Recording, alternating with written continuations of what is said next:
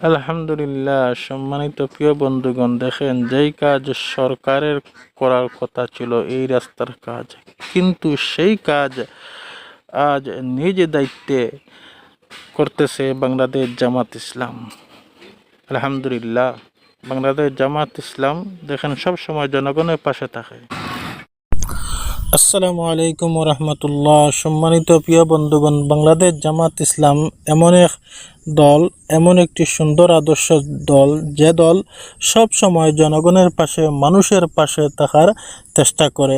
সম্মানিত প্রিয় বন্ধুগণ, বিগত আওয়ামী লীগের আমল গেল, এমনকি ইউনূসের আমল গেল, কোনো সরকারই আমাদের এই রাস্তাটা পাকা করে দেয় নাই, এই রাস্তার কাজ করে নাই।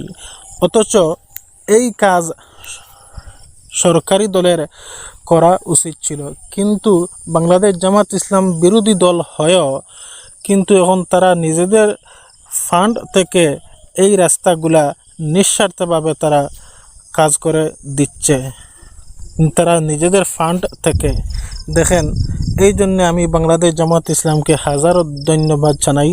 বাংলাদেশ জামাত ইসলাম জিন্দাবাদ।